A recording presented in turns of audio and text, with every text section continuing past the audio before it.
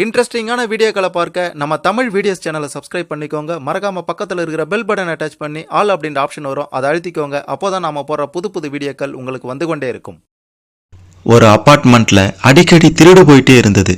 யார் பண்றாங்க, எதனால இப்படி பண்றாங்க, எப்படி இதெல்லாம் நடக்குது அப்படின்ட்டு தெரியாம அங்க குடியிருந்த எல்லாருமே குழம்பி போயிருந்தாங்க. அப்படி அந்த அப்பார்ட்மெண்ட்ல என்னதான் நடக்குது, என்னதான் நடந்தது, என்னென்னலாம் திருடு போயிருக்கு, இதெல்லாம் செய்கிறது யார் அப்படின்ற மாதிரியான உண்மை சம்பவத்தை பற்றி தான் இந்த வீடியோவில் நம்ம பார்க்க போகிறோம். அதனால் இந்த வீடியோவை கடைசி வர பாருங்கள், அப்போ தான் உங்களுக்கு எல்லாமே தெளிவாக புரியும். அதுக்கு முன்னாடி இந்த வீடியோவை மறக்காமல் லைக் பண்ணுங்கள். சரி, வாங்க வீடியோக்குள்ளே போகலாம். சார், இன்ஸ்பெக்டரை பார்க்கணும். எஸ், சொல்லுங்கள் சார். போன வாரம் என்னுடைய கார்ல இருந்து ஒரு கோல்டு ஆரம் கம் நெக்லஸ் உட்பட வேறு சில பொருட்கள் காணாமல் போயிருச்சு. எப்படி, காருக்குள்ளே இருந்தா? ஆமாம், எங்கே நடந்தது என்று விவரமாக ஒரு புகார் எழுதி கொடுங்க. ரைட்டர்னு கூப்பிட்ட, சார் வாங்க இந்தாங்க பேப்பர், க்ளீனாக எழுதி கொடுங்க. டோன்ட் வரி சார், கண்டுபிடிச்சிடலாம். பிரகாஷ், அவனுடைய மனைவி உஷா இருவரும் கம்ப்ளைண்ட் கொடுத்து விட்டு வெளியே வந்தாங்க. பார்த்து போட்டு கொடுப்பா, லாஸ்ட் டைம் மாதிரி பண்ணினா உனக்கு இனிமே ஸ்பேர் பார்ட்ஸ் கிடைக்காது பார்த்துக்கோ அப்படின்ட்டு ஏட்டையா ஒருவங்கிட்ட சொன்னார். ஏங்க, என்ன சொல்கிறாரு இவர்? அது ஒன்றும் இல்லை, சீஸ் பண்ண வண்டியெல்லாம் இந்த ஸ்டேஷனுக்கு பின்னாடி தான் போட்டு வைப்பாங்க. பழைய ஸ்பேர் பார்ட்ஸ் விற்கிறவங்களுக்கும் இவங்களுக்கும் ஒரு டீல். இதெல்லாம் யாரு கேட்பாங்க? ஒன் டே பிஃபோர் பிரகாஷ் தன் தங்கை சாருவிடம் வீடியோ காலில் பேசி ஏற்கனவே ரிசர்வ் செய்த நகைதானா என்று காண்பித்து வாங்கி கொண்டு கிளம்பினான் நகை கடையிலிருந்து. அண்ணி, ட்ரெஸ் தாம்பூலம் எல்லாம் வாங்கிட்டீங்களா? இல்லை, இனிமேல் தான் அப்படின்ட்டு சொன்னா உஷா. கார் க்ளவ் பாக்ஸில் நகையை வைத்தான். பத்திரிகை தர வேண்டியவர்களுக்கு தாம்பூல ஐட்டங்கள், பூ, பழம், முக்கிய உறவினர்களுக்கு புடவை, கிஃப்ட்டு கார் பேக் சீட்டில் வைத்து விட்டு கிளம்பினான் பிரகாஷ். எங்க எங்கேயும் 10 மினிட்ஸுக்கு மேலே நிற்க வேணாம், சாருவும் அம்மாவும் தனியாக இருப்பாங்க. Okay dear, ton. 3 முக்கிய இடங்கள் கவர் செய்தனர். இருட்ட தொடங்கியது. மாப்பிள்ளையோட அக்கா டெம்பிள் டவர் அப்பார்ட்மெண்ட்ஸில் இருக்காங்க, கொடுத்துட்டு கிளம்பிடலாம், சரியா? ஓகேம்மா. வண்டி கார் பார்க்கிங்கில் நின்றது. 13th floor. இன்விடேஷன், சாரி, பூ, பழம் மட்டும் எடுத்துக்கிறேங்க. ஆமாம், ரொம்ப நேரம் ஆகிடுவாங்க. Come quick. வாங்க வாங்க. டிஸ்ட்ரிபியூஷன் எல்லாம் முடிஞ்சுதா? எப்படி இருக்கீங்க? ஃபைன், உள்ள வாங்க. மாப்பிள்ளையின் அக்கா கணவன் ஆகாஷ் வரவேற்றார். அவருடைய முகம் சற்று வாட்டமாக இருந்தது. 2 வயது குட்டி மகளுக்கு சாக்லேட் கொடுத்துவிட்டு சிறிது நேரம் பேசிக்கொண்டிருந்தனர். பத்திரிகை தந்தனர். உஷா, கிளம்பலாமா? இருங்க, நைட் ஸ்டே பண்ணிட்டு காலையில் போலாமே என்றால் மாப்பிள்ளையின் அக்காவும் ஆகாஷும். இல்லைங்க, நிறைய வேலை இருக்கு, கிளம்புறோம், பாய். இருங்க, நாங்களும் கீழே வரோம். கார்கிட்ட வந்தவங்களுக்கு அதிர்ச்சி காத்திருந்தது. பேக் சீட்டில் வைத்திருந்த புடவை, பழங்கள் காணவில்லை. இன்விடேஷன் மட்டும் இருந்தது. உஷா, டேஷ்போர்டு பாரு. ஓ மை காட், ஆரம் நெக்லஸ் பாக்ஸும் இல்லைங்க. என்ன சொல்றீங்க பிரகாஷ்? எதுக்கு ஜுவல்ஸ் கார்லேயே வச்சுட்டு வந்தீங்க என்றனர் மாப்பிள்ளையின் அக்காவும் ஆகாஷும் ஒருவரை ஒருவர் வினோதமாக பார்த்த வண்ணம். எங்க கார் லாக் பண்ணலையா? கோபமாய் கேட்டாள் உஷா. திருதிருவன முழித்த பிரகாஷ், லாக் பண்ண நல்லா ஞாபகம் இருக்கு, அப்புறம் எப்படிங்க இப்படி ஆச்சு? இன்ஸ்பெக்டர் அரவிந்த் பிரகாஷ் கொடுத்த கம்ப்ளைண்ட்டை படித்து கொண்டே இருந்தவர் திடீரென, கான்ஸ்டபிள் இங்க வாங்க, லாஸ்ட் வீக் ஒரு கம்ப்ளைண்ட் வந்ததே, அதை எடுங்க. Yes sir. நீங்க நினைக்கிறது கரெக்ட் தான் சார், நான் நேத்தே பார்த்துட்டேன். இந்த புகாரும் டெம்பிள் டவர் அப்பார்ட்மெண்ட்ஸ்ல இருந்து தான் வந்திருக்கு. டைப்பிக்கலா இருக்கு. பூட்டின கார்ல இருந்து சில இம்பார்ட்டன்ட் டாக்குமெண்ட்ஸ் காணோம்னு ஆகாஷ்னு ஒருத்தர் கம்ப்ளைண்ட் கொடுத்திருக்கிறாரு. சம்திங் ஃபிஷி ஆகாஷ் வீட்டில். ஏங்க, இப்படியே அப்செட்டாக இருந்தால் எப்படி? ஃபைல் இல்லாமல் ஆஃபீஸுக்கு வரக்கூடாதுன்னு ஹெச்ஆர்ல சொல்லிட்டாங்க. நான் எஃப்ஐஆர் காமிச்சாலும் நோ யூஸ். நம்ம அப்பார்ட்மெண்ட்டில் காரில் வைக்கிற பொருள் எல்லாம் காணாமல் போகிறது டவுட்டாக இருக்குது. இப்போ பாரு, 12 சவரன் சம்மந்தி வீட்டு நெக்லஸ். போன வாரம் அவனுடைய ஃப்ரெண்டு 12th floorல கூட ஏதோ காரில் வச்சுருந்ததை காணோம் அப்படின்ட்டு சொன்னல. எஸ், பட் அவங்க ஹஸ்பண்டு கார் லாக் பண்ணலையோ என்னமோ அப்படின்ட்டு டவுட்டாக சொல்கிறா அவ. ஃபோன் பண்ணி என்ன ஆச்சுன்னு கேட்டுப்பாரு, கிடைச்சிதானே? மிஸ்டர் பிரகாஷ், நீங்கள் ஸ்டேஷனுக்கு வரணும். ஸ்டேஷனில் இருந்து இன்ஸ்பெக்டர் அரவிந்த் கால் செய்ய, எஸ் சார், இதோ வரேன். இன்ஸ்பெக்டர் அரவிந்த் கொஞ்சம் பரபரப்பாக இருந்தார். Yes Prakash, come in. அன்னைக்கு டெம்பிள் டவர்ஸ் அப்பார்ட்மெண்ட்டில் இன்விடேஷன் கொடுக்க போயிருந்தீங்கல்ல, ஆகாஷ் என்பவர் வீட்டுக்கா? Yes sir. 13th floor தானே? ஆமாம். அந்த டெரைல்ஸ் உங்கள் புகாரில் இல்லை. என்ன சார், ஏதாவது குழு கிடைச்சதா? கிடைச்சிடும். வண்டி எடுங்க போகலாம். Constable, yes sir. Police dress வேண்டாம், மஃப்டிலேயே ஏறுங்க.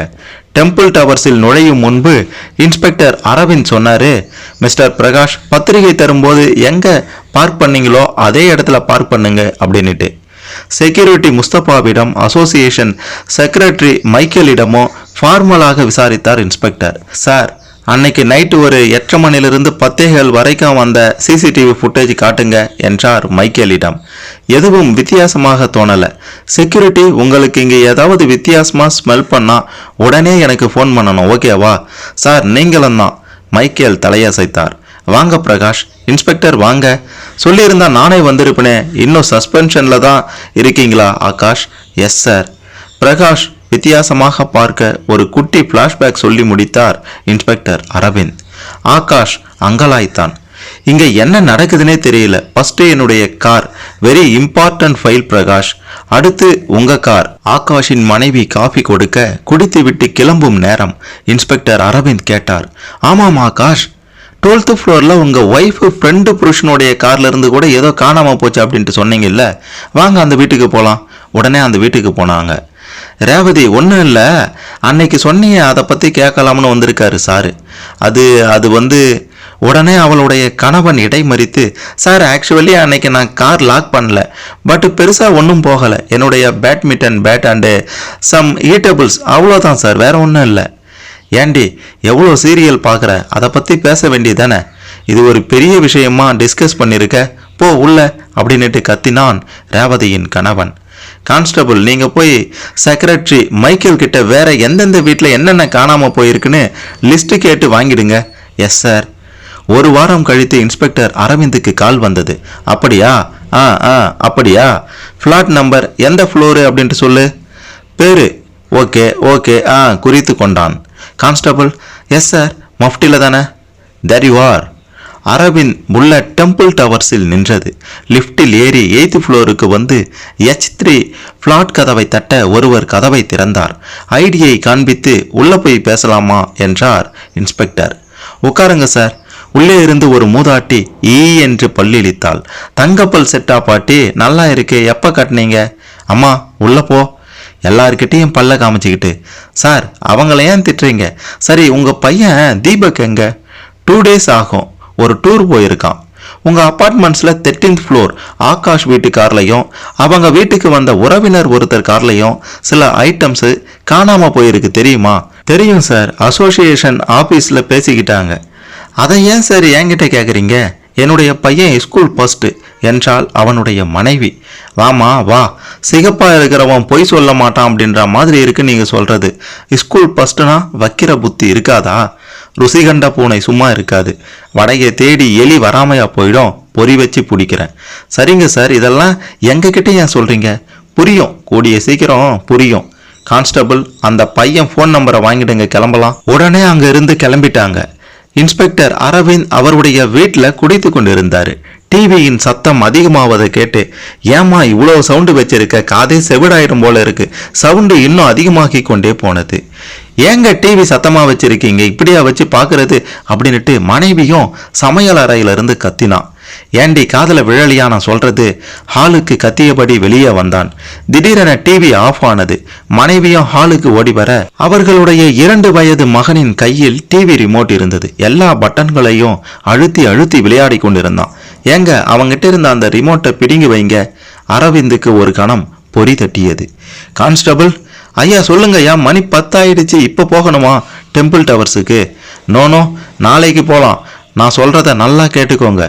ஏதோ சொல்ல ஓகே சார் என்று தலையாட்டினார் கான்ஸ்டபிள். பிரகாஷ், இன்னைக்கு நைட்டு சரியா ஒரு 8:30 மணிக்கு ஸ்டேஷன் வந்துடுங்க. நான் ஒரு கார் அரேஞ்ச் பண்ணியிருக்கேன், அதில் தான் போகிறோம். இன்னைக்கு ரவுண்ட் அப் பண்ணிடலாம் குற்றவாளியே. Okay sir. உடனே ஆகாஷுக்கும் ஃபோன் பண்ணி பிளானை பற்றி சொன்னார் இன்ஸ்பெக்டர் அரவிந்த். இரவு சரியாக ஒரு 8:50 மணிக்கு இன்னோவா கார் டெம்பிள் டவர்ஸில் வந்து நின்றது. கான்ஸ்டபிள் பேக் சீட்டில் 3rd ரோவுக்கு போயிடுங்க, நல்லா கீழே படுத்துக்குங்க, மேலே ஒரு பெட்ஷீட்டை போத்திக்கோங்க, லக்கேஜ் மாதிரி தெரியணும், உள்ள ஆள் இருக்கிறதே தெரியக்கூடாது தீபக்கிற்கு. சார், தீபக்கா? என்ன சொல்றீங்க? யார் இந்த தீபக் என்று இன்ஸ்பெக்டரிடம் பிரகாஷ் கேட்டான். எல்லாம் இன்னும் கொஞ்ச நேரத்தில் புரியும், வாங்க ஆகாஷ் பிளாட்டுக்கு போகலாம். இன்ஸ்பெக்டர் அரவிந்தும் பிரகாஷும் லிஃப்டில் ஏறினாங்க. ஏறி காலிங் பெல் அடிக்க ஏதோ ஒரு ஆபரேஷன் நடக்கப் போவதை உணர்ந்த நால்வரும் சோபாவில் அமர்ந்தனர். அரவிந்த் கார் ரிமோட்டை ஆகாஷின் குழந்தையிடம் கொடுக்க அது லாக் அன்லாக் செய்து சிரித்து சிரித்து விளையாடியது.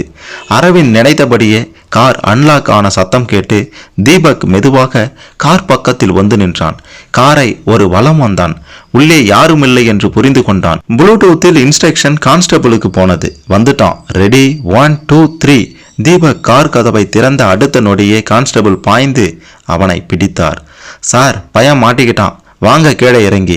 இந்த ஆபரேஷனை ஏற்கனவே செக்யூரிட்டிக்கும் அசோசியேஷன் செக்ரட்டரிக்கும் சொல்லி வைத்திருந்ததால அவர்கள் இருவரும் சேர்ந்து சூழ்ந்து கொள்ள லிப்டில் இருந்து குழந்தையுடன் நால்வரும் இறங்கி வர குழந்தை கிளாப் அடிக்க அனைவரும் கிளாப் அடிக்க அந்த கிளாப் சத்தம் கேட்டு பிளாட்டுகளில் அணைந்திருந்த எல்லா விளக்குகளும் எரிய ஓங்கி ஒரு அறை விட்டான் ஆகாஷ்.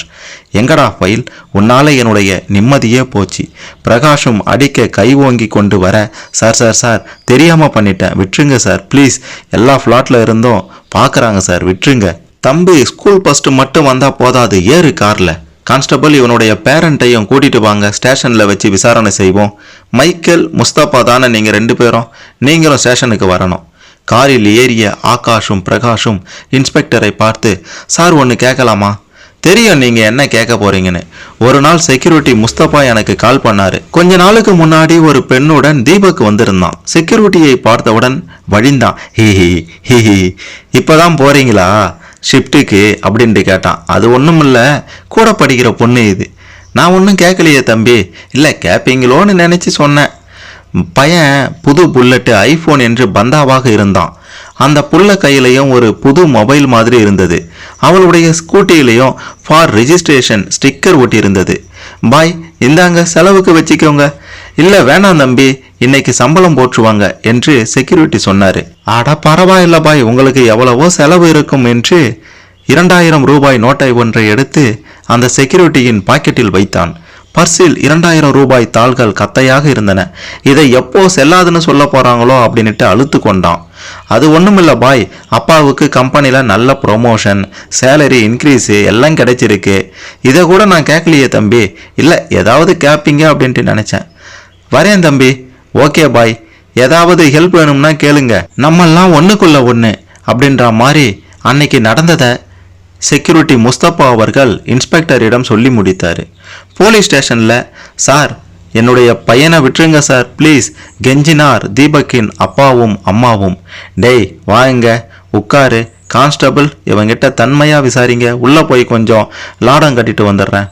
போலீஸ் அடியை இது வரைக்கும் பார்க்காத தீபக் பயந்து நடுங்கினான். ஏட்டையா ஏதாவது சொன்னானா? முழுசா சொல்லலைங்க ஐயா, இந்த லத்தி உடஞ்சிருச்சு, அந்த லத்தியை எடுங்க கான்ஸ்டபிள். டேய் கம்ப்ளீட்டாக எல்லாத்தையும் ஒப்பிச்சிரு. சார் அடியை பாத்தியா இல்லையா? இருங்க ஏட்டையா, இவனெல்லாம் அடிக்க வேணாம், பரம்பரை குற்றவாளி இல்லை இவன், ஏதோ நப்பாச அவ்வளோதான். இல்லை இல்லை, கேட்டுக்கொண்டே பலார் என அறைந்தார் இன்ஸ்பெக்டர். மைக்கேல் சார், அந்த ஸ்டேட்மெண்ட்டை கொடுங்க. இதை பாரு, இது வரைக்கும் எந்த ஃப்ளாட்டில் என்னென்ன ஆட்டையை போட்டிருக்க அப்படின்ற லிஸ்ட்டு இது. ஒழுங்கு மரியாதையை எங்கே வச்சிருக்குன்னு சொல்லு, இல்லைன்னு வையி. சார் ப்ளீஸ், எஃப்ஐஆர் போட்டால் அவ்வளோதான், உன்னுடைய கரியர் ஸ்பாயில் ஆகிடும். சொல்லுமா உன் பையனுக்கு கை வைக்க வேணாம்னு பார்க்குறேன். எஸ் சார் ப்ளீஸ், கொஞ்சம் வெயிட் பண்ணுங்க, நான் பேசுகிறேன் என்றால் தீபக்கின் அம்மா. கான்ஸ்டபிள், நீங்கள் அவங்க ஸ்கூல் பிரின்சிபாலை கூப்பிடுங்க, சரிபட்டு வரலனா. ஐயோ சார் ப்ளீஸ், ஸ்கூல் வரைக்கும் போகாதீங்க, என்னுடைய கிளாஸ் மிஸ் ரொம்ப நல்லவங்க, ஸ்கூல் ஃபஸ்ட்டு அப்படின்றதுனால என்னுடைய பேரில் அவங்களுக்கு ஒரு நல்ல அஃபெக்ஷன் இருக்குது. பிசிக்ஸ் சார் தான் கொஞ்சம் அப்படி இப்படின்னு இருப்பார் பொண்ணுங்க கிட்ட. பிசிக்ஸ் டீச்சர்னால எல்லா ஸ்கூல்லையும் அப்படி தான் இருப்பாங்க போல என்றார் கான்ஸ்டபிள். சார் இவனை விசாரித்தா நிறைய ஒரு விஷயம் சிக்கும் போல, நிறைய கேஸ் நம்மளுக்கு கிடைக்கும் போல. ஏட்டு நம்ம இந்த விஷயத்தை முடிப்போம் முதல்ல. என்னடா பிரின்சிபாலை கூப்பிடவா? வேண்டாம் சார், எல்லாத்தையும் சொல்லிடுறேன் 1 by 1 லிஸ்ட் கொடுங்க. அவன் சொல்ல சிலவற்றை அவன் வீட்டில் இருந்த பரணையிலிருந்தும் பிரகாஷ் நகையை மார்வாடி கடை ஷோரூமிலிருந்தும் ரெக்கவர் செய்து உரிமையாளர்களிடம் தந்தனர். ஆகாஷ் ஃபைல் கம்பெனியில் ஒப்படைத்தான். சஸ்பென்ஷனும் ரீவோக் செய்தார்கள். இன்ஸ்பெக்டர் கேட்டார் தீபக் பெற்றோரிடம், பசங்க நடவடிக்கைகளை வாட்ச் பண்ணிட்டே இருங்க, அளவுக்கு அதிகமாக பணம் நடமாடினா கேட்கணும். புது புல்லட் எங்கே இருந்து வந்துச்சுன்னு கேட்டிங்களா? சார் அவனுடைய ஃப்ரெண்டோடது அப்படின்ட்டு எங்ககிட்ட சொன்னான். போன வாரம் ஒரு பணக்கார வீட்டு பையன் அவளுடைய லவ்வர் புது மொபைல் கேட்டா அப்படின்னுட்டு ரோட்டில் போயிட்டு இருந்த ஒருத்தவங்க கிட்ட இருந்து செயினை பிடுங்கிட்டான். நியூஸ் பார்க்குறீங்களா இல்லையா? சாரி சார் என்னுடைய பையனுடைய ஃப்யூச்சர் ஸ்பாயில் பண்ணிடாதீங்க சார். சரி பிரகாஷ், ஆகாஷ், உங்கள் கம்ப்ளைண்ட்டு பர்சியூ பண்ண போகிறீங்களா இல்லை அதர்வைஸ் இல்லை வேணாம் அப்படின்ற மாதிரி சொல்ல போகிறீங்களா? இல்லை சார், வாபஸ் வாங்கிறோம், நாங்கள் படிக்கிற பையன், வேணாம் சார் ப்ளீஸ். வெல் சைட், நானும் அதை தான் அட்வைஸ் பண்ணலாம் அப்படின்ட்டு இருந்தேன். எஃப்ஐஆர் போட்டு உள்ள தலனா பெரிய குற்றவாளியாக மாறிடுவான் ஃப்யூச்சரில். நானே அதுக்கு அடித்தளம் போடக்கூடாது அப்படின்ட்டு நினைக்கிறேன். படால் என இன்ஸ்பெக்டர் காலில் விழுந்தான் தீபக். என்னுடைய காலில் விழாத, இதோ இவங்க 2 பேர் காலிலையும் விழு. அங்கிள் சாரி அங்கிள் என்று தீபக் பிரகாஷ் மற்றும் ஆகாஷின் காலில் விழுந்தான். குற்றம் யார் செய்தாலும் குற்றம் தான். அது மைனராக இருந்தாலும் சரி, மேஜராக இருந்தாலும் சரி, சின்னவங்களா இருந்தா என்ன, பெரியவங்களா இருந்தா என்ன, பசங்களுக்கு எப்படி வளரணும், எதை செய்யணும் செய்யக்கூடாது அப்படின்ட்டு சொல்லி கொடுத்து வளர்க்கணும் அப்படின்றத இந்த கதை மூலமாக தெளிவாக புரிந்திருக்கு. இந்த கதையை பற்றி நீங்கள் என்ன நினைக்கிறீங்க? உங்களுடைய கருத்துக்களை மறக்காமல் கமெண்ட்டில் பதிவு செய்யுங்க. இந்த வீடியோவை மறக்காமல் லைக் பண்ணுங்கள், ஷேர் பண்ணுங்கள். அப்போதான் பலரும் இந்த மாதிரியான ஒரு சம்பவத்தை பற்றி தெரிந்து கொள்ள இது கண்டிப்பாக உதவும்.